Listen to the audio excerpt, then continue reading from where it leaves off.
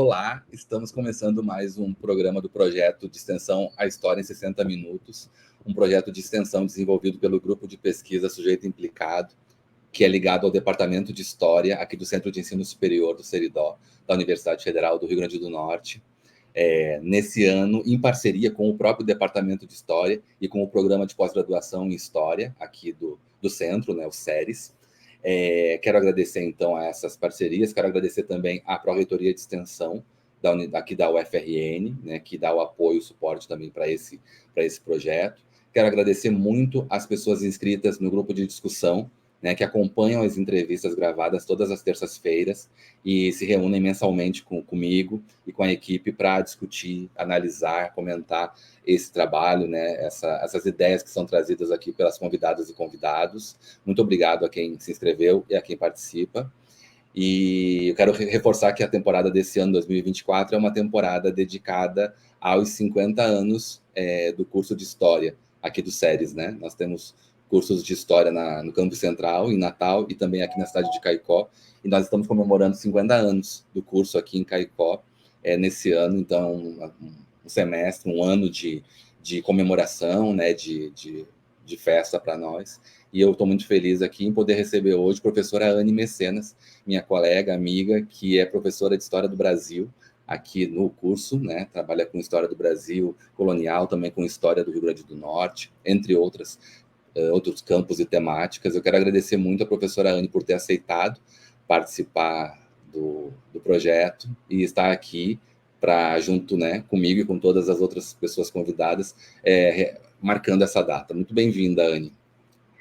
Oi, Evandro, eu que agradeço. Muito obrigada pelo convite. É sempre muito bom estar com você, conversar, partilhar e estar pensando sobre o nosso campo e sobre a nossa experiência docente.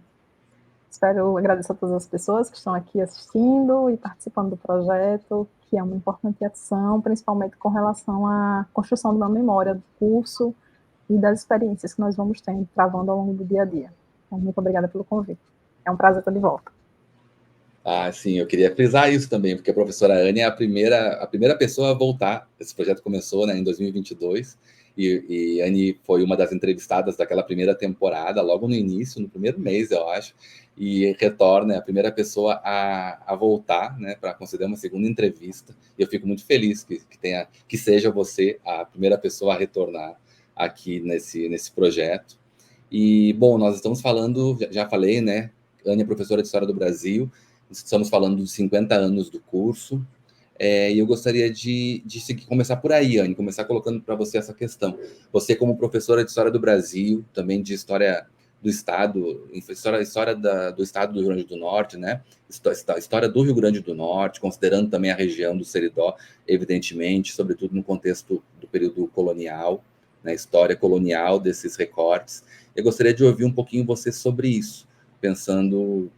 Eu queria fazer uma menção aqui, talvez você também faça, mas que essa cadeira, digamos assim, essa área, né, essa cátedra já foi do professor Muraquitã Macedo, um dos homenageados aqui também nessa temporada, e você agora é a professora dessa área. Eu acho importante também frisar o quanto isso é importante, né, e para a história do curso, para a historiografia do Estado e assim por diante, o trabalho que é desenvolvido. E eu queria ouvir um pouquinho você sobre isso, né, sobre a história do Brasil, sobre a história do Brasil, sobre a história do Rio Grande do Norte, e o que você tem destacado nos seus planos de curso, nas suas pesquisas, dentro desse recorte. Ô, Evandro, primeiro vou falar desse tempo da primeira vez que eu falei com você para agora, né? Quem for ver o vídeo anterior vai ver um cabelo um pouco mais curto, um pouco mais de rugas. Para quem está um pouco num olhar mais atento, assim, muitas fragilidades, né? Que acho que foram sentidas, que eu senti nos últimos anos, e muita mudança também com relação ao papel, preocupação principalmente com o convívio da universidade. Sobre o campo do Estado do Brasil e Colônia, sobre a história do Rio Grande do Norte, esse foi um grande desafio, acho que desde que eu vi o edital, né, eu sou uma pessoa, como eu digo para os meus alunos, que fiz vários concursos, né, e né, ao longo dessa trajetória acabava não tendo muito sucesso, mas esse foi o primeiro concurso que eu fiz na minha área, e que é uma área que, diferente de muita gente, que é normalmente que você encontra um professor que pesquisa sobre colônia, um professor que já está que já vem desenvolvendo durante uma longa trajetória, eu tive, foi uma das graduação mais problemáticas, assim, eu tive, o professor foi contratado um pouco tempo, contratado, mas chegou já no final do curso, não era a especialidade dele, mas foi uma coisa que eu me apaixonei desde o início, né? Eu entrei no curso de História apaixonada pelo Barroco, e acho que foi ele que acabou me levando para a Colônia. Acho não, foi. E dessa paixão é que vieram as minhas pesquisas. Então, a minha formação e a minha relação com a história do Brasil colonial, ela vem da arte, né? E daí, depois da experiência religiosa, da questão dos indígenas, dos aldeamentos. E quando surgiu o edital do concurso, ele vinha também com esse peso dessas várias reprovações, dessa necessidade de chegar no serviço público. Era docente da educação básica, já tinha trabalhado no ensino superior, né? Eu sou professora desde 2004, então são 20 anos, né, de docência. Mas o sonho da universidade pública era algo que estava parecendo algo muito distante. E nesse momento que eu vi o edital, também era o edital que eu sabia exatamente de qual vaga tinha sido, né? Então, nessa ideia do peso, porque acho que todas as entrevistas vão estar falando sobre a experiência, o convívio com o Moiraquã e como ele foi importante para o fortalecimento do curso, para as dimensões de ensino, pesquisa e extensão. E nessa ideia de extensão, a relação com a comunidade, porque é esse nome que em todos os lugares que você chega, alguém já ouviu falar, alguém já leu um livro e alguém conhece um pouco dessa experiência, dessa trajetória do importante pesquisador. Nessa ideia de que não é um pesquisador de gabinete, não é um pesquisador de marketing, não é um pesquisador de rede social, como nós temos hoje em dia, ou um fake pesquisador, mas um professor humano, um professor da humanidade, que é um professor humano, um professor que se dedicou ao seu chão, à sua terra, a preocupar-se sobre essas questões da história da identidade do povo saridoense. E isso está muito presente na sua escrita, e quando você conversa com qualquer uma das pessoas que conviveram com ele. Eu não tive essa oportunidade. Eu me encontrei uma vez, né, que foi num evento no qual a gente estava lançando o livro, e estava lançando minha dissertação de mestrado no formato de livro, que era a de acessibilidade, um evento gigantesco que acontecia aqui. E ele estava lançando Rústicos Cabedais, nós ficamos sentados um do lado do outro, conversando um pouco sobre essa experiência de pesquisar, ele conversando com essa recém-doutora, e ele transmitindo um pouco da sua experiência. Então, quando veio o edital, veio também nessa ideia de que era um concurso para uma vaga que eu sabia que o departamento não, toda saída de um professor, eu acho que para ele é uma nova vivência, mas para os longos anos de experiência do curso é um grande baque, né? Até a estruturação de um novo pesquisador, que vai conhecer os temas locais, que vai começar a trazer um pouco também da sua vivência para aquele lugar. Então, é um momento de adaptação. E é um pouco nessa ideia que eu também tenho pensado sobre a minha prática docente, tentando, né, contribuir de alguma forma diante de todo esse legado que já tenha sido realizado. Nessa ideia sobre o Brasil colônia, principalmente nos últimos tempos, deixa eu só terminar antes de eu ir para o Brasil colônia, senão eu acabo esquecendo, a história do Rio Grande do Norte. Né? Eu sou uma sergipana, que pesquisa o Sergipe, um pouco da Bahia, e que vem fazer um concurso para a história do Rio Grande do Norte. E acho que esse olhar do estranhamento e esse olhar inicialmente de medo também, né, que é você selecionar para uma disciplina que você nunca cursou, e você nunca teve experiência de ouvir outros falando sobre isso, né, e que eu tive que, ao longo do período da pandemia, estudar, antes, né, desde quando foi que surgiu o concurso, mas de estudar, ler e entender. E acho que a minha chave sempre foi olhar muito para as semelhanças em que eu encontrava entre essas capitanias, né, e principalmente de uma historiografia que alguns autores trabalham com um conceito que eu não gosto muito, que é nessa ideia de centro e periferia, do Sul, mas pensar como o Rio Grande do Norte ele traz as questões dessas capitanias envolvidas nessas discussões sobre as capitanias do Norte, como traz chaves interpretativas para a formação do Brasil e como é tão significativo para identificar os elementos de resistência. Eu acho que isso é uma coisa que, quando a gente vai analisar a história do Rio Grande do Norte do século XVI ao século XIX, são as experiências de resistência, né? E que foi por muito tempo esse território que pode-se falar sobre a pobreza, a dificuldade de administração, ela é reflexo dessa resistência indígena. E como esses indígenas do século XVI se organizaram, para manter esse território num processo não num processo de unidade, mas mantê-lo enquanto sua zona de proteção, como durante todas essas outras invasões que vão acontecendo ao longo do século XVI, isso sistematicamente essas novas alianças vão sendo colocadas, como há um processo muito grande de negociação com esses povos indígenas. No século XVII ele volta, né, quando a gente está falando do finalzinho do XVII, início do XVIII, sobre a Guerra dos Bárbaros. Eu chamo nas minhas aulas de guerras bárbaras, não guerras bárbaras, aí é uma discussão historiográfica sobre isso, mas uma temática que é extremamente, eu trabalhava na minha tese com a Bahia, e durante o processo do concurso e a experiência fui vendo sobre o Rio Grande do Norte, e ao longo do século XIX também, como esses espaços de resistência para os sertões, né, nesse local onde a gente acaba atuando. Então, acho que durante esse processo, e principalmente a cada vez que a disciplina é lecionada, pensar um pouco mais sobre essas experiências, verificar sobre as semelhanças e quão próximos estamos, né? Acho que eu não tinha essa dimensão de quando eu comecei a estudar com a historiografia sergipana em vários aspectos, se assemelha, se aproxima da historiografia do Rio Grande do Norte.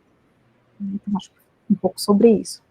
Sobre colônia, atualmente eu tenho uma preocupação que é identificar os elementos de exclusão, né? Acho que minha primeira vez que eu lecionei essa disciplina aqui na UFRN foi na pandemia, foi ainda naquele cenário muito difícil, né?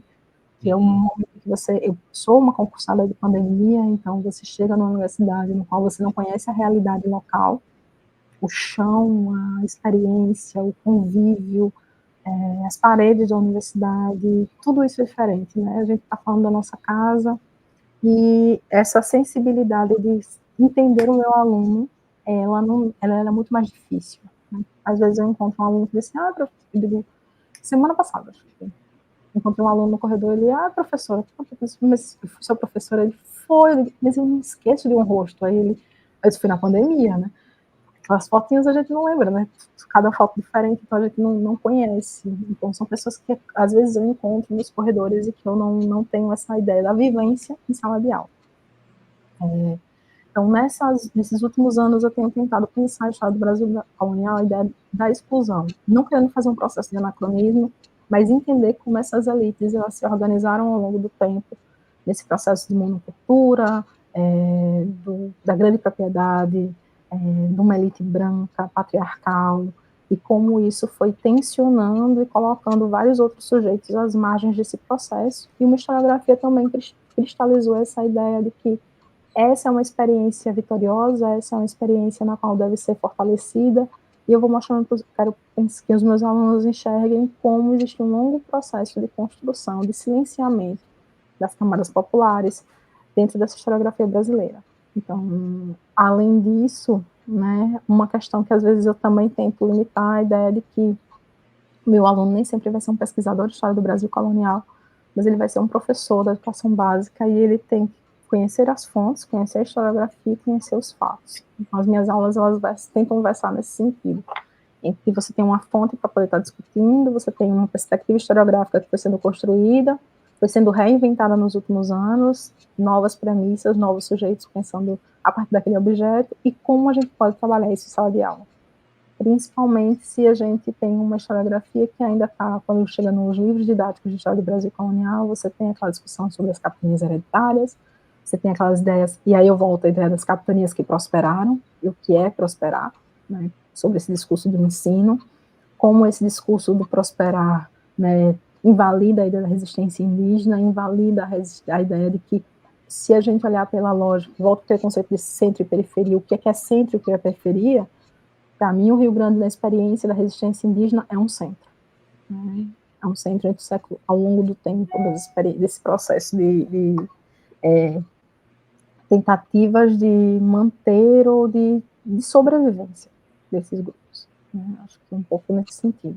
É sempre pensando, como eu venho da experiência de educação básica, e durante muito tempo a gente sabe que há um distanciamento muito grande da universidade e da educação básica, e que eu acho que ele só se agrava ao longo do tempo, principalmente por conta da burocracia que a gente acaba vivendo, e isso aqui não é tirando uma culpa, mas é difícil, né? A gente sabe que ao longo do tempo a gente está acumulando vários cargos, a gente tem uma ideia de um preenchimento infinito de formulários e de uma realidade que a gente às vezes não consegue sair daquele espaço, até para construir outras pesquisas que a gente vem desenvolvendo. Então, esse distanciamento, ele é presente, ele era presente, e eu acredito que ele tende a aumentar, exatamente nessa dificuldade que a gente tem, né?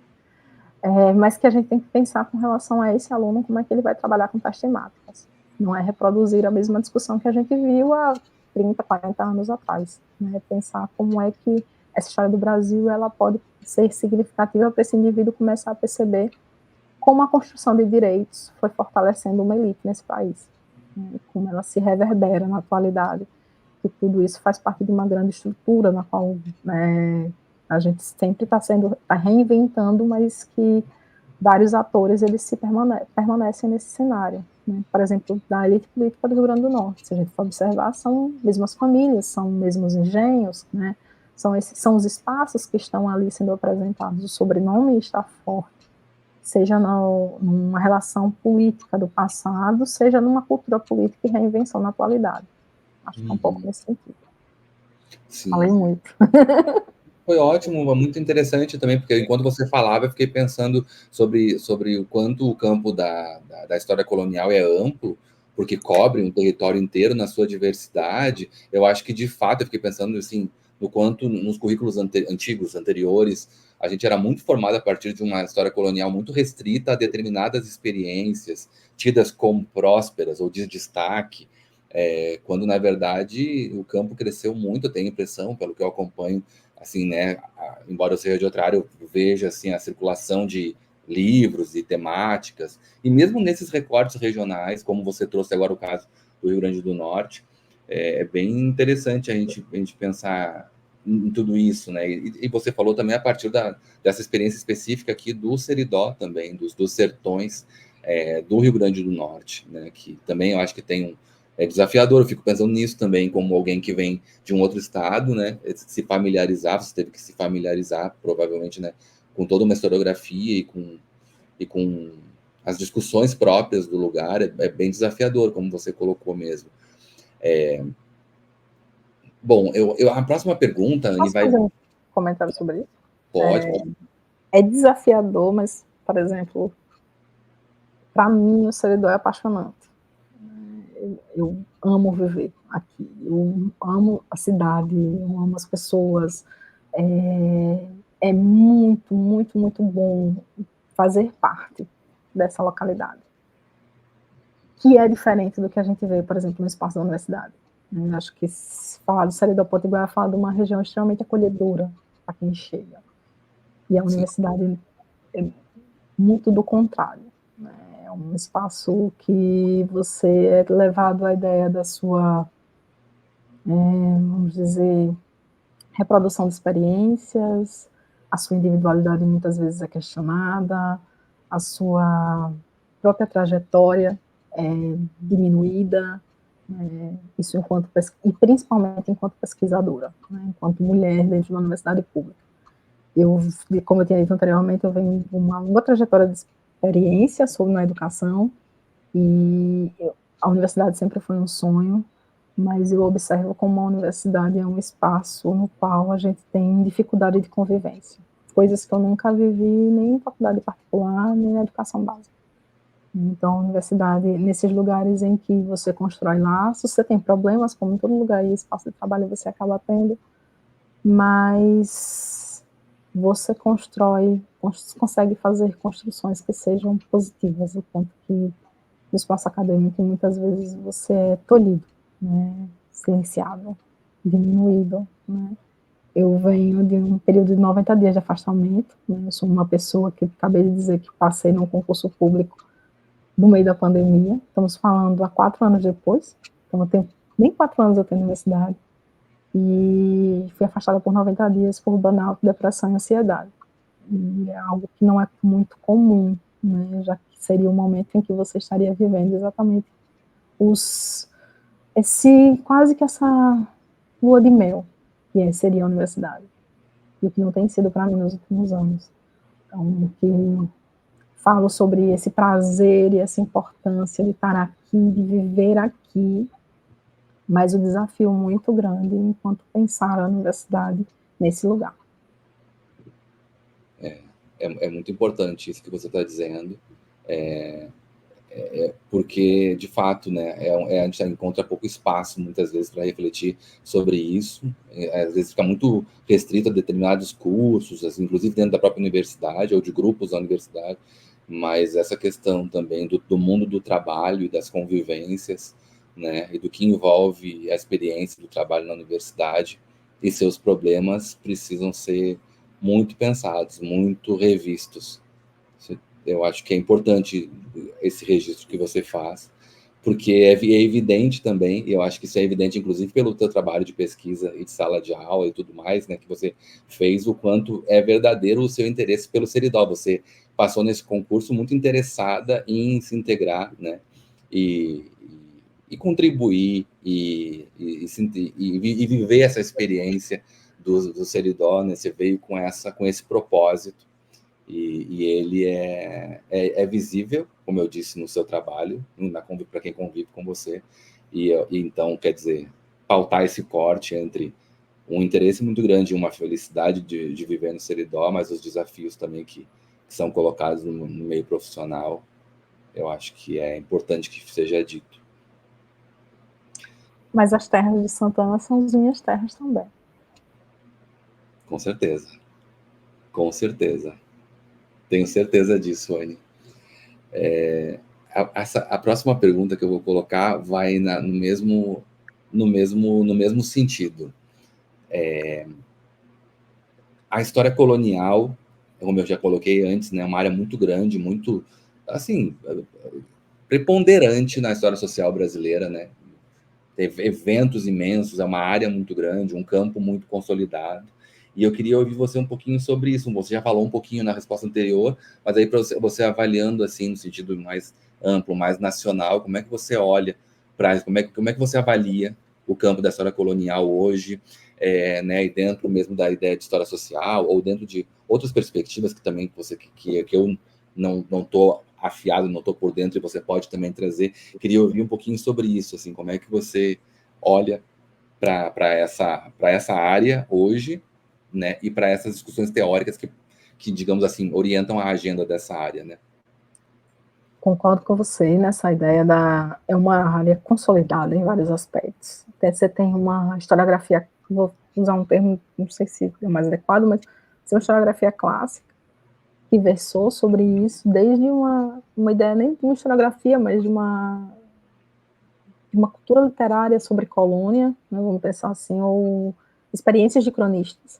Né? Então, de escrita de cronistas que ressaltam a experiência do processo de escrita, a ideia lógica de Mercedes, a preocupação exatamente na construção do que seria essas tentativas de ocupação territorial da América, ou na casa da América Portuguesa. Isso passando pelo século XIX, temos as suas reinvenções teóricas na década de 30, mas eu creio que uma coisa que vários autores já vêm falando no campo da historiografia é como os programas de pós-graduação fortaleceram o campo. Né?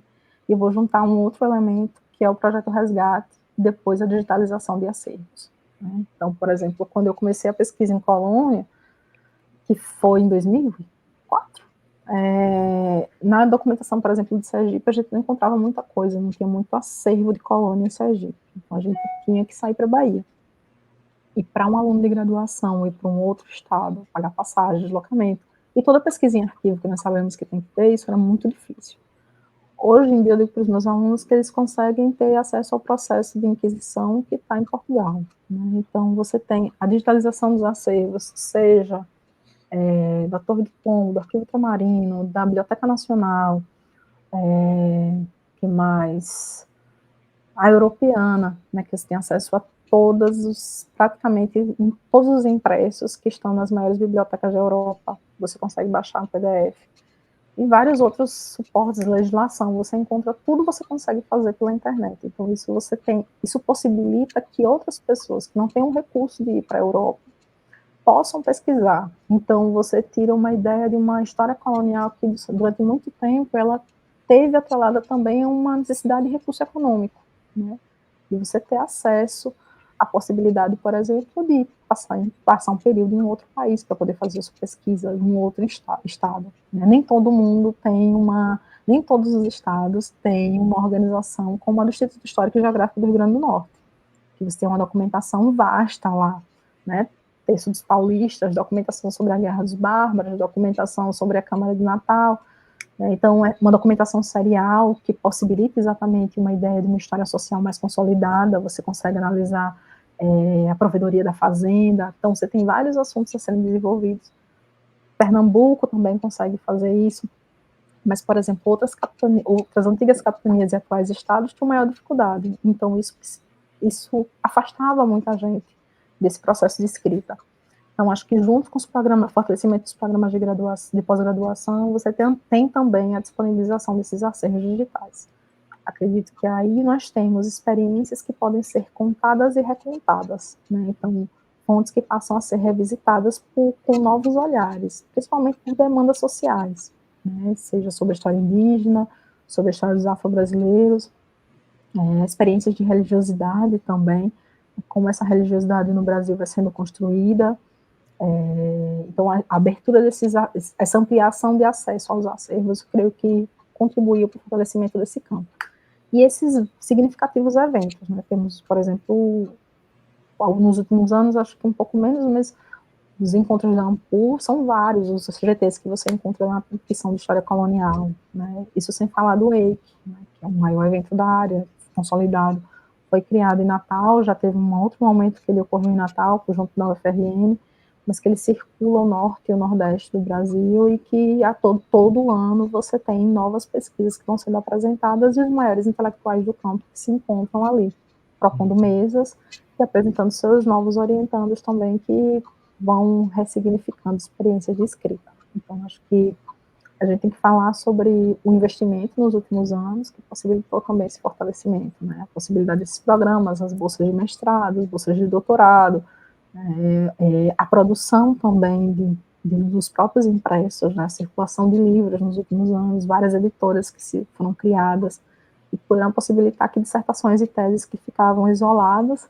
Eu era da época do Comut, né? Você pedia assim, você precisava de uma dissertação, tinha que pedir para a biblioteca de um outro lugar, fazer uma cópia, mandar para a biblioteca da sua universidade. Então, era um serviço muito caro. Era caro, era demorado, né? Então, até você saber que aquele material estava disponível, você às vezes construía um trabalho sem uma revisão significativa, né? As revistas da mesma forma, então você também tem vários dossiês que acabaram possibilitando também o fortalecimento desse campo. E é sempre um prazer, né, esses encontros. Além disso, tem outros eventos, por exemplo, o Encontro de Americanistas, que já é numa perspectiva muito mais mundial, né, o ICA, e no caso que eu trabalho com os jesuítas, tem as jornadas, também uma jornada internacional dos jesuítas, e da Companhia de Jesus, então nesses eventos você também vai contando e tentando, acho que hoje em dia, muito mais também um diálogo com a América de uma forma mais ampla. Verificar que a circulação de conhecimento entre os sujeitos, ela não está nessa delimitação dessas fronteiras fictícias estabelecidas pelas antigas metrópoles, né, pelos antigos centros administrativos. Por exemplo, eu trabalho com um jesuíta que ele está no sertão de Sergipe, escrevendo um catecismo que ele faz referência a um livro que estava sendo publicado em Lima na mesma época, né, um pouquinho antes. Então, ele faz referência à obra, então você tem essa circulação de ideias que, às vezes, durante muito tempo, a nossa historiografia ficou preocupada tanto com as relações com o além-mar, e acho que nos últimos anos esse diálogo maior com os nossos vizinhos, verificando exatamente o quão próximo estamos. Né? Acho que nesse sentido. Ah, que legal, que interessante. Eu acho muito interessante esse diálogo assim dessa experiência colonial em sentido americano, assim, né?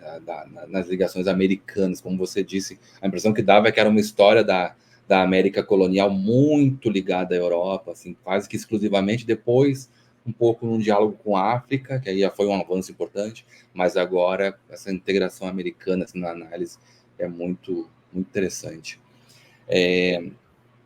Bom, agora, antes da gente continuar essa conversa aqui com a professora Anne, a gente vai exibir o vídeo institucional dos 50 anos do nosso curso, aniversário do curso esse ano. Foi preparado um vídeo pelo Laboratório E-Humanas, que conta um pouco dessa história, fala um pouquinho do que a gente também, do que já foi feito por gerações anteriores e o que está sendo feito pelos professores que atuam agora. Inclusive, aqui, professora Anne, depois eu vou mencionar, né, a atuação dela, inclusive, em relação a alguns desses espaços, e eu gostaria de exibir o vídeo agora e depois a gente continua a nossa conversa. O Centro de Ensino Superior do Seridó nasce em 1973 como NAC, Núcleo Avançado de Caicó, e só recebe o nome que conhecemos hoje em 1977, o famoso SERES. Logo em 1974, o NAC recebeu o primeiro curso de História, e só 24 anos depois foi que o curso ganhou seu primeiro laboratório, o Labordoc. De lá pra cá, já temos 7 laboratórios e uma Cordeltec em atividade. Isso se deve, em boa medida, graças à implementação do Reúne em nosso campus, lá em 2007. Além disso, temos a revista INEM, a primeira revista digital da UFRN. Tivemos a experiência do bacharelado e várias especializações. Hoje, contamos com um programa de pós-graduação em História dos Sertões, que abriu portas para pesquisadores e pesquisadoras do Seridó. Também contamos atualmente com 21 docentes em nosso curso de licenciatura, que realizam ensino, pesquisa e extensão.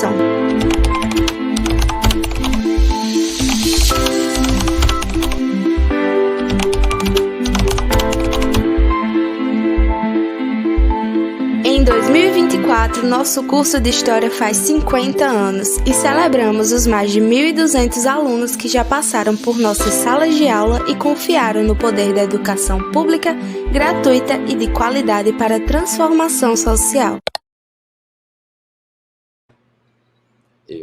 Eu quero aproveitar que nós vimos esse vídeo e comentar que a professora Anne é atualmente a editora, né, editora da revista MINEM, essa publicação tão importante, né, a primeira revista digital da UFRN, né, um projeto antigo e importante, eu chamo um patrimônio do curso, e a professora Anne, eu quero registrar isso aqui também, esse depoimento, né, a professora Anne está fazendo um trabalho excelente na editoria da revista, colocando a revista assim numa organização, né, numa forma muito correta de trabalho com o periódico, e eu quero aproveitar, inclusive, para cumprimentar você por esse trabalho, entre outros, né, que há várias coisas que apareceram aí, a Anne já esteve envolvida também, já trabalhou também, mas eu queria destacar a revista MINEM. Oi, posso comentar? Pode. Obrigado. A revista é esse patrimônio, né? Ela tem, além de ser o primeiro periódico, ela é extremamente citada, então quando a gente vai analisar, por exemplo, no Google, né, metadados da revista, a gente consegue perceber, por exemplo, a circulação dos textos, né, e que em grande medida foram durante um tempo relacionados sobre a história de todo o país, mas como foi importante também para a divulgação das pesquisas do próprio SERES, né, nos últimos anos. Então, é sempre um prazer, é uma honra estar na revista, estamos lá trabalhando, mas eu queria só pontuar aqui uma coisa, aproveitar só para registrar como é difícil hoje em dia o espaço das revistas acadêmicas no país, né, principalmente porque a gente é cobrado sobre a importância de publicar nos periódicos. A avaliação ela é presente nesse sentido, principalmente para os programas de pós-graduação, no qual nós estamos vinculados a um, mas, por exemplo, nós não temos uma valorização dos nossos pareceristas, e esse eu acho que é um grande entrave, que acaba dificultando, que às vezes um texto chega e ele passa um grande período para que ele consiga chegar para ser lido pela população, porque você precisa de pareceristas, e esse é um trabalho que é um trabalho invisível, né? Ele não entra na nossa tabulação de ações, ele não é reconhecido também enquanto um modelo que nós somos cobrados um tempo todo, estava falando com relação às várias demandas. Então, um parecerista, você não tem parecer não é visto pelos critérios de avaliação da mesma forma como uma publicação, então ele acaba, em muitos momentos, sendo legado ao segundo plano, e isso acaba sendo um entrave. Então, mesmo nós temos várias revistas no país, elas vivem exatamente quase que no desespero de pessoas que possam avaliar os textos de forma rigorosa. Temos uma outra discussão atualmente, que são a inteligência artificial, né, e os usos dela né, tanto na escrita quanto como também às vezes em pareceres. Então é um problema hoje para a gente pensar nos impactos que nós temos na nossa experiência, no nosso ofício. Acho que é isso. Muito trabalho, muito desafio mesmo, e é isso que você falou mesmo, de fato é um trabalho que é invisível e não é valorizado do ponto de vista quantitativo, principalmente, né, que é a forma como o meio acadêmico passou a se avaliar, principalmente, não exclusivamente, mas principalmente. Aí as revistas, fica difícil mesmo o trabalho com as revistas, eu imagino. Mas, enfim, de qualquer forma, né, eu queria fazer essa menção, porque o seu trabalho na MINEM tem que ser reconhecido pela competência, pela qualidade. E o vídeo ficou lindo. Esse vídeo Oi? ficou lindo. Eu não tinha visto o vídeo ainda, ficou lindo. Parabéns ao laboratório. Ficou muito bom, né? Eu também gostei muito. Tenho elogiado sempre muito aqui, porque eu achei que ficou muito, muito lindo mesmo. Anne, agora eu queria falar um pouquinho sobre uma parte, um campo temático específico das suas pesquisas, que também já vem de um bom tempo na sua trajetória de pesquisadora, que é a questão das religiões, a história das religiões e das religiosidades. Acho que esse é um tema que também nunca é demais a gente falar, né? E também amparado em pesquisa historiográfica para poder pensar o problema, né? E era nesse sentido que eu queria colocar para você, né? Nesse campo, né, do trabalho com as práticas religiosas, né, os aspectos culturais, sociais da religião, que a história da religião demonstra, traz para o debate. Eu queria ouvir você um pouquinho sobre as potencialidades do impacto desse tipo de reflexão sobre a história das religiões e das práticas religiosas, para a gente pensar os problemas contemporâneos que envolvem também a religião e as religiosidades, né? A gente vive num tempo de uma onda conservadora muito violenta, determinadas religiões são muito perseguidas e tem um conflito entre religiões que são majoritárias, enfim, né? Estou falando aqui de coisas que são de conhecimento, assim, geral, né? O crescimento, a disputa entre igrejas evangélicas, né? O lugar da Igreja Católica nessas disputas, as religiões de matriz africana, as outras experiências religiosas que não são essas mais conhecidas. Queria ouvir assim um pouquinho nesse sentido, pensando inclusive esse tipo de discussão e de trabalho de reflexão que a história traz para o ensino de história, né, para a sala de aula, se você pudesse falar um pouquinho sobre isso. Essa ideia com relação à sala de aula tem se tornado um grande problema.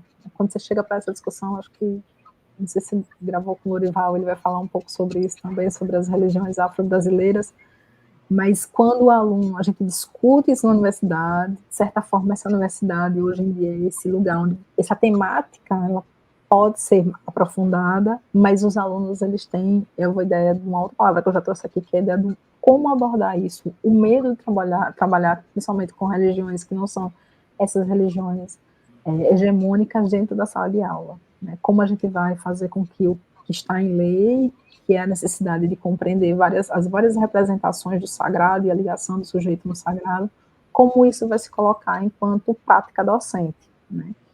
E principalmente quando você fala com relação a esse modelo, essa visão conservadora que nós temos no Brasil, né? Que ela vai se fortalecendo, vai se ressignificando ao longo do tempo.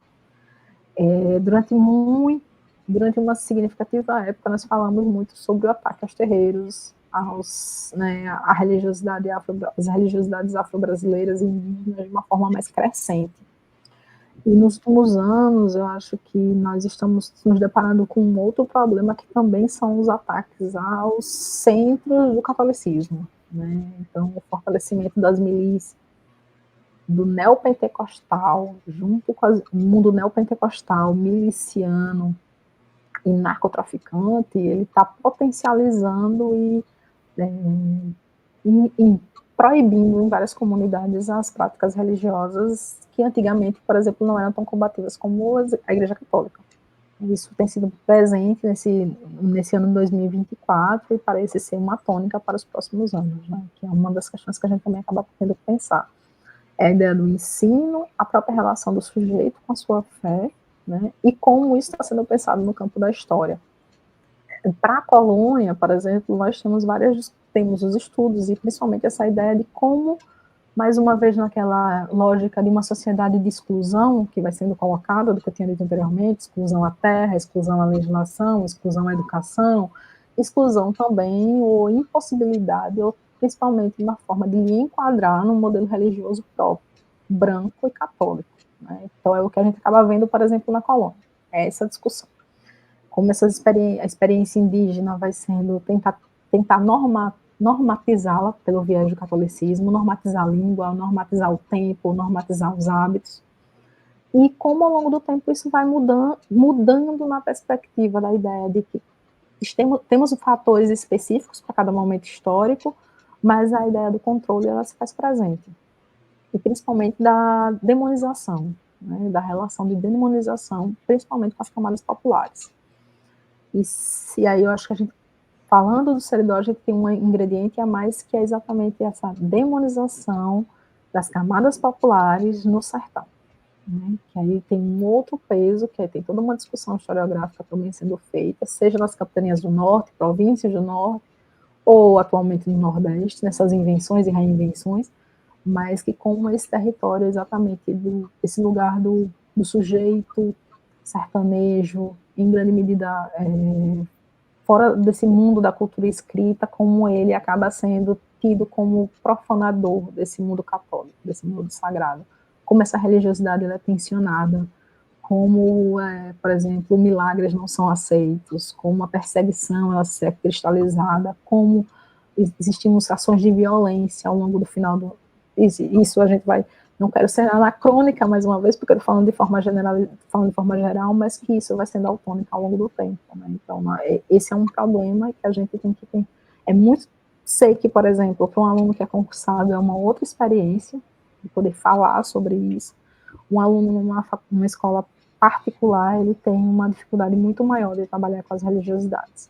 Né? Principalmente mostrar sobre outras práticas que não sejam... desse protestantismo histórico, desse mundo neopentecostal ou desse catolicismo. Né? Para o nosso espaço, esse catolicismo ainda é muito forte, né? Para o espaço, por exemplo, como no Rio de Janeiro, como eu disse anteriormente, em comunidades está sendo constantemente atacado também. Então, a violência ela tem sido potencializada nos últimos tempos e utilizado o discurso da fé e de uma religiosidade, um Deus no qual eu devo seguir, e essa é a minha verdade, ela é imposta a todos os outros sujeitos. Né? Acho que no caso do ensino de história, nós tentamos e levamos a discussão, mas a gente tem que pensar que, enquanto grupo, enquanto profissionais, existe uma necessidade ainda de poder permitir ou criar mecanismos de que, mesmo que exista uma lei, de como o nosso aluno vai conseguir trabalhar. Porque é como se você observa nas falas que é uma ideia de que eu não me sinto seguro para abordar tais temas, não porque eu não tenha visto na universidade, não porque eu não tenha visto sobre Jurema, ou Umbanda, ou sobre... Não, muito pelo contrário, ele entende. Essa é uma discussão que no campo da universidade a gente consegue fazer. Mas para o diretor, para o pai do aluno, essa vem para uma outra tônica, que acaba sendo potencializada, e que nos últimos anos a gente observa como esse ingrediente entre política, religião e agronegócio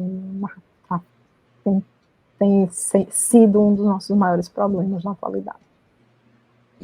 Esse é um assunto bem sério também, por isso que quando eu pensei a sua entrevista, eu pensei em perguntar isso, porque esse é um assunto realmente importante, né, cada vez mais grave na sociedade. Mas eu fiquei feliz com a resposta, assim, com essa ideia de que os alunos têm a noção de que aprendem na universidade, quer dizer, os currículos já abordam e privilegiam esse tipo de discussão, né? Agora, o problema são as relações interinstitucionais, né? Quando vai para a escola, as diferentes escolas e as diferentes direções e as diferentes classes sociais que frequentam esses espaços, é um problema bem importante. Que junta com as práticas de racismo, homofobia. A gente falou sobre religião, mas nós estamos com várias... esse mundo conservador, ele vai para vários elementos que são discutidos, né? Por exemplo, quando a gente vai falando sobre propriedade privada, né? Então, se a gente fala sobre terra, se a gente vai falar sobre MST, se a gente vai falar sobre... são questões que praticamente, que há algum tempo atrás parecia que eram questões que naturalmente a gente conseguiria debater, e hoje em dia é como se a gente levasse para a sala de aula um assunto absurdo, algo que não pudesse ser discutido, né? Tudo bem que a gente não fala mais sobre escola sem partido nos últimos anos, mas é algo que é meio que como se ficou velado, mas que a gente ainda não conseguiu romper essa barreira. Se nos anos 2000 a gente via, eu acho que, não sei se vivendo um pouco no mundo de Alice, mas a gente via como se a legislação ela estava fundamentando uma ampliação do debate e fortalecimento dessa nossa dessa discussão que se estava posta. Hoje a gente está falando de como ainda, né, por exemplo, o CNPq está com o edital aberto, acho que até 2 de setembro, para falar sobre esse monitoramento. Um dos pontos, monitoramento de ações sobre práticas que sejam práticas de combate ao racismo. E um é sobre a lei, sobre a legislação, né, que eles observam que isso não foi colocado em prática, apesar de uma lei, isso não entrou platônica. Então, quais são os mecanismos que vão poder, são necessários para que isso ocorra, que os temas sejam debatidos, não só a religiosidade, mas a religiosidade, a cultura afro-brasileira e indígena. No último sábado eu estive na comunidade potiguar, no Capu, né, e o Luiz Catu estava falando exatamente sobre como eles vivem esse espaço de violência constante, o terror, o medo, né, a impossibilidade de acesso à terra, perder os lençóis, né, a possibilidade de ter acesso à água. Então, como essa luta de resistência ela é uma tônica até o dia de hoje, mesmo, por exemplo, no estado que por muito tempo se falou que não haviam indígenas, você tem uma historiografia que se fala que a questão do negro não é tão importante, né, que existe uma outra questão, por exemplo, que traz aqui para a região, por exemplo, que a gente está do Seridó, é como a historiografia é uma escravidão que não é tão violenta quanto em outros centros, né, que tudo isso, né, quando eu vou conversar com os meus alunos, escravidão é escravidão, né, não existe algo que seja menor, você não vai dizer que o indivíduo sofria mais num lugar do que o outro, você está tirando a liberdade de alguém, como é que você consegue mensurar, né, isso? Então, também o nosso cuidado, principalmente com termos, o uso de termos que, por exemplo, a comunidade negra ou a comunidade indígena vem dizendo que querem ser nomeados a partir daí. Acho que, por exemplo, essa é uma questão que a historiografia ainda, em alguns campos, por exemplo, como a história da África, já está discutida, história indígena, mas existem outros espaços em que isso é problematizado. As pessoas querem usar o termo que está na fonte, quer falar de escravo, né? Mesmo que você tenha toda uma discussão sobre quão problemático é. E se a gente sabe que a fonte, ela tem a sua própria história de construção, como é que eu ainda a reforço? Eu reforço uma visão, uma interpretação daquele momento. Então, eu me nego a tensionar a fonte no século XXI. É uma questão metodológica para ser pensada, né? Então, existem campos, acho que já se fortaleceram um pouco mais, e nessa proximidade que tem com os movimentos, mas existem outros que você percebe que é muito problemático. Ainda é difícil, você não é aceito, você ainda quer falar de escravaria, você quer falar de escravos, você quer falar de índios, né? Então, termos que a gente sabe que a gente não deveria estar utilizando mais. Então, acho que é tudo. Sei que fugiu um pouco, mas espero ter respondido a questão. Respondeu sim. E uma ideia que me ocorreu enquanto você respondia é que, dentro desse contexto de conservadorismo, esse contexto conservador, violento, assim, que nós vivemos na última década, desde a última década, porque, infelizmente, acho que não acabou,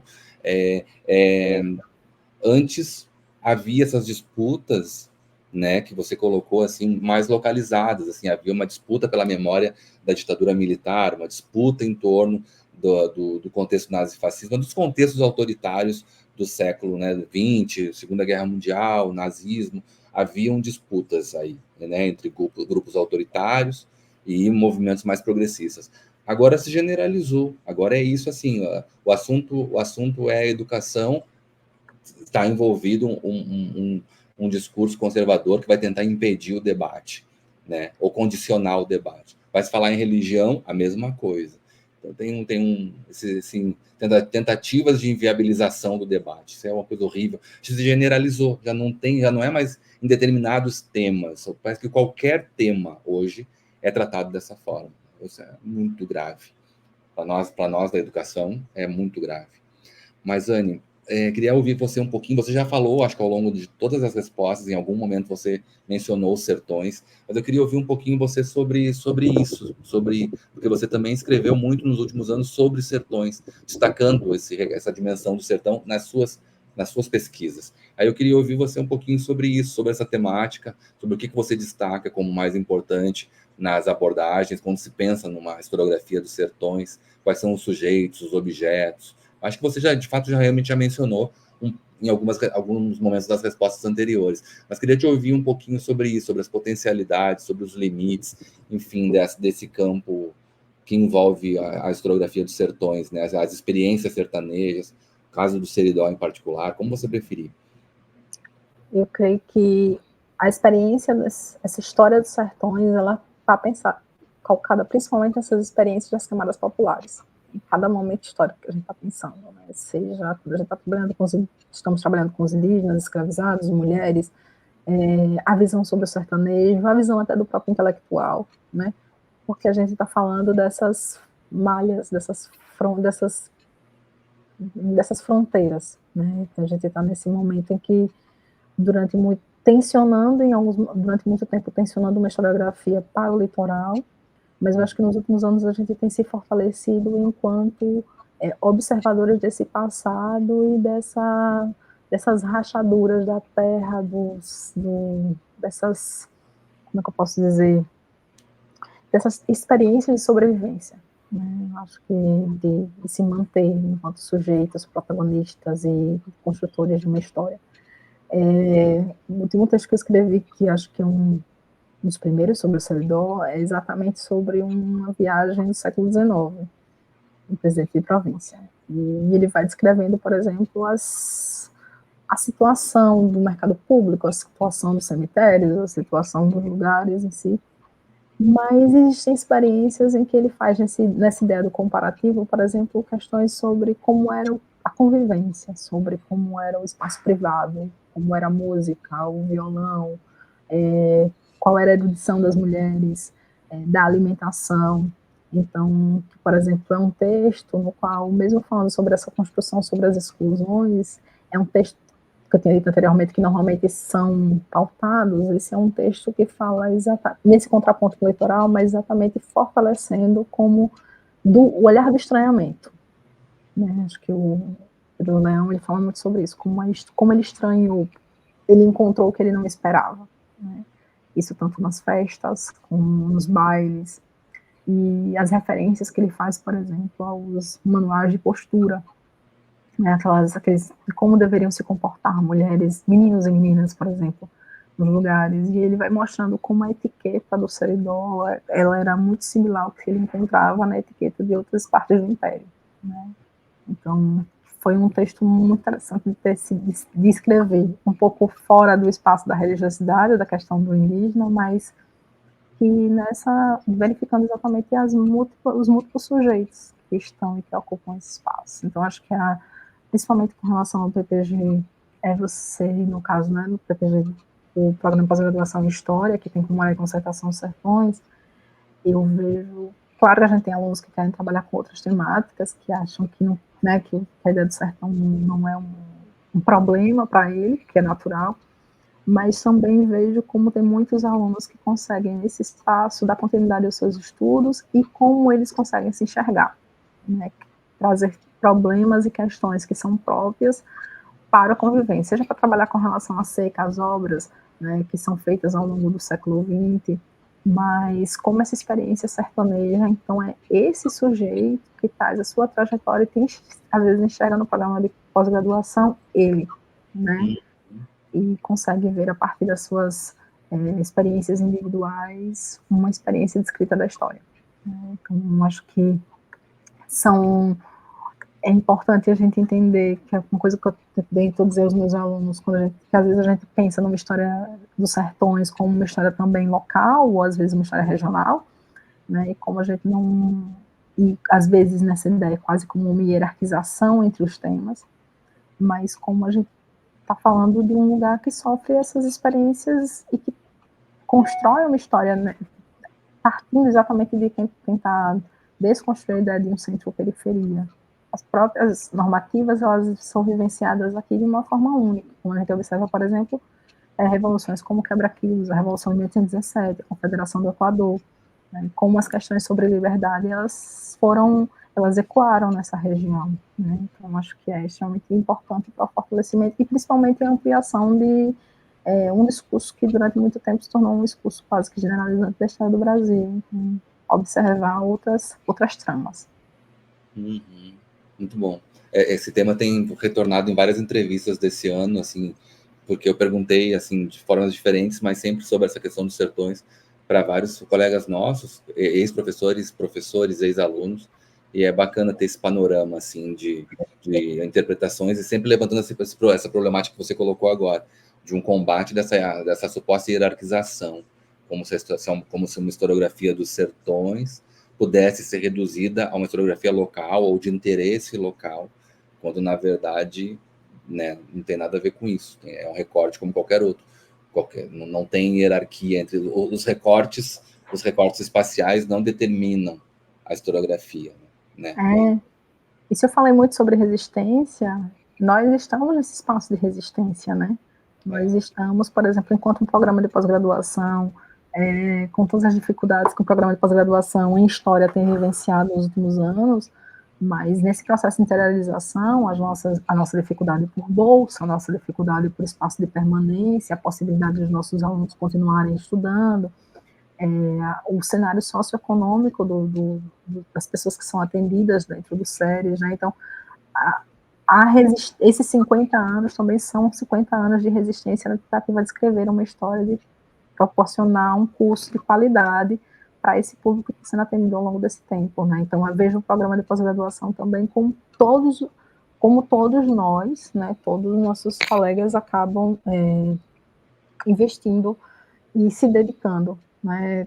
Porque se a temática é vista em muitos momentos nessa ideia de hierarquia, o programa acaba também sendo visto dessa mesma lógica, às vezes o curso também é visto dessa mesma lógica. Então, nós sabemos como as cobranças chegam, né? As dificuldades que nós temos, por exemplo, de concorrer a bolsas de iniciação científica. Nós temos um modelo de bolsas dentro da universidade que é um modelo que prioriza exatamente o currículo, né? Mas que, por exemplo, existem pontuações que são para orientações de doutorado. Temos o mestrado há pouco tempo, então para que cada um de nós possamos ter uma bolsa de iniciação científica, o esforço ele é redobrado, né? É um trabalho contínuo, né? Para conseguir ter bolsas de iniciação científica, na ideia de que esses alunos de iniciação científica vão dar continuidade no mestrado e possivelmente atualmente precisam sair da região do Seridó para dar continuidade no doutorado. Então, se muitos colegas hoje entraram na universidade, saíram do SERES, fizeram curso, nós temos tantos egressos que estão aí trabalhando pelo país, mas porque foi um esforço gigantesco, né, deles e da família para que isso pudesse se tornar realidade. É diferente de quando a gente fala de um aluno que vem de uma capital na qual você tem a continuidade do estudo que ele pode fazer tudo isso na sua casa, né. Eu vejo, por exemplo, no caso do programa de pós-graduação, essa importância. Estamos nessa região entre Paraíba, Rio Grande do Norte, Ceará, como também tem sido esse espaço de diálogo entre esses vários sujeitos, né, que estão nesses sertões. É verdade. É verdade. Anne, para a gente terminar agora, eu vou repetir uma pergunta que você já respondeu há 2 anos atrás, mas é uma pergunta que a gente sempre encerra com ela, né? A gente é um projeto sobre o século XXI também, ou que tenta pensar o século XXI.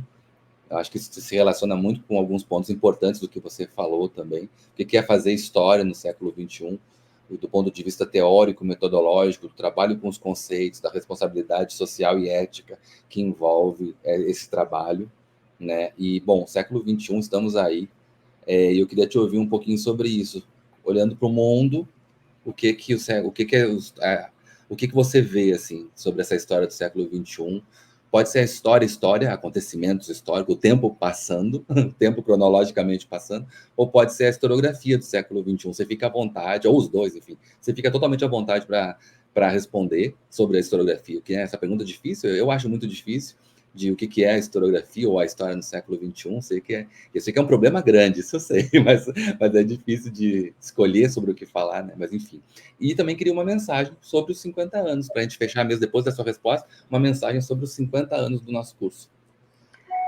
Sobre escrever no século XXI, essa é extremamente... Eu acho que hoje, pensar a história no século XXI é o olhar do passado. Eu sei que a gente sempre fala sobre a ideia de que nós não estamos aqui, o historiador não está preocupado com o presente, que ele não pode ver as questões do presente, mas eu acredito que o que tem que ser colocado para a gente nos últimos anos é quão necessário é olhar para esse presente, né? Mesmo que ele não seja nosso tema exatamente de pesquisa, mas ouvir esses discursos, as vozes, ouvir esse sofrimento, essa dor. Acho que sofrimento e dor tem sido uma coisa muito potencializada nos últimos anos e que a gente não passa imune a tudo isso. Então eu acredito que olhar, eu busco no passado o refúgio, né, diante desse caos que a gente vive, mas a gente não pode esquecer das angústias que a gente vive na atualidade e que elas acabam reverberando. Então eu acredito que a importância de você se fazer cada vez mais presente. Tem uma entrevista de Hobsbawm que ele fala, eu gosto muito desse exemplo, quando ele fala que é da dificuldade sobre escrever sobre o tempo presente e a dificuldade de falar sobre o passado, né? Ele diz que, falando do passado, a gente esquece os símbolos, o significado, a gente está muito distante daquilo e não consegue interpretar da melhor forma, mas quando a gente está, né, no tempo presente, a gente está mergulhado, quase que envolto em sangue dos acontecimentos, e isso às vezes nos dificulta sermos imparciais. Mas eu me pergunto, esse cientista do século XXI, onde é essa imparcialidade? Onde é esse nosso distanciamento? Onde é que ele deve ocorrer? Eu acredito que o historiador do século XXI, a história para o século XXI, ela tem que, de alguma forma, tentar se preocupar com o que a gente está, com o caos que nós estamos vivendo. Não tem como a gente tentar passar como se esse não fosse um problema nosso. Nosso problema é discutir capitanias hereditárias e pensar com a questão da terra para os capitães mores e não se preocupar com a discussão da terra na atualidade, sobre como é a dificuldade do MST de existir, da disputa desses sujeitos de tentar, por exemplo, estar num território que legalmente é dado a eles ou que foi tirado ao longo do tempo. Então, acho que assim, esse silenciamento ou essa isenção, eu acho que ela não cabe para a história do século XXI. Eu acredito que eu vejo a história enquanto um espaço cada vez mais militante. Então, a gente tem que a gente tem que se aproximar muito mais dessas tentativas de romper com uma hegemonia, com uma história branca, eurocêntrica, e lançar o nosso olhar sobre essas experiências próximas e tentar tirar essa hierarquia. Acho que tentar tirar a hierarquia também já é algo extremamente positivo, de valorizar essas experiências e não vê-las como algo menor, como algo local. Né? Eu lembro que uma vez eu fui conversar com um professor para fazer o doutorado, e eu estava falando de um jesuíta que saiu de Roma, foi para Lisboa, vinha para o sertão da Bahia, e o professor disse, acho muito interessante você estar preocupado com uma questão local. Né? Eu digo, mas o que é esse local, desse sujeito que atravessou o Atlântico, que teve vários espaços? O que é esse local? Porque em algum momento o sertão, ou a Bahia, ou o Sergipe se apresenta aquilo dali, algo como sendo menor. Eu acho que o nosso trabalho hoje em dia, também, né, da história, né, já que nosso ofício sempre é muito mais relacionado à ideia do ensino, como esse ensino ele também tem que estar preocupado com o acolher. Né? Eu tinha dito no início da minha fala como a universidade às vezes nos embrutece, né? Então, como a gente conseguir manter a chama acesa do acolher para essas pessoas que estão chegando e não trazer para elas todo o sofrimento que a gente acaba carregando ao longo desse tempo, né, por conta da nossa trajetória docente. Acho que também é um pouco disso. É uma resposta que não é bem uma resposta de história, é uma resposta mais das minhas dores, né, da Anne de hoje, que acho que ela está muito mais imbuída de tudo isso que eu acabei falando, né, do que pensar exatamente a história. Acho que é muito mais não pensar a história enquanto algo apartado.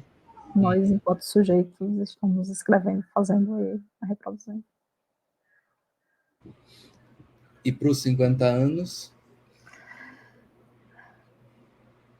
Acho que sejam 50 anos mais acolhedores a todos que chegam e a todos que foram e aos que estão. Muito bom, Anne. Muito obrigado. Eu agradeço muito a você por ter participado desse projeto, que tem muito valor para mim. Assim, eu gosto muito de fazer, porque eu gosto muito de ouvir os colegas e gosto muito de ouvir você. E eu queria também dizer que tenho muito orgulho de ser seu colega, viu? Quero dizer isso, que fique registrado aqui, pela sua competência, pela sua ética e pela pessoa que você é.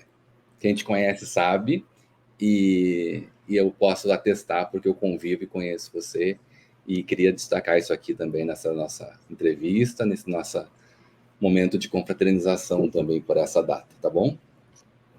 Eu que agradeço, Evandro, muito obrigada pelo convite. A voz embargou. Muito obrigada pelo convite, muito obrigada pela confiança, muito obrigada pela amizade, muito obrigada por tudo.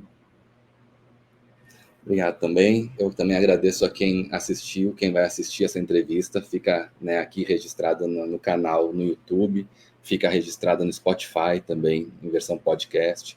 E depois nós vamos transformar esse momento de recuperação da memória e das experiências do curso em livro, né? Vamos lançar também a versão em livro no futuro dessas entrevistas. Então, muito obrigado. Agradeço de novo ao grupo de discussão que se interessou em assistir e dar o retorno da comunidade para a gente sobre esse projeto. E a gente continua na semana que vem. É sempre às terças-feiras, às 1h30 da tarde. A gente tem uma entrevista nova até o final do ano. Muito obrigado e até a próxima. Tchau, tchau.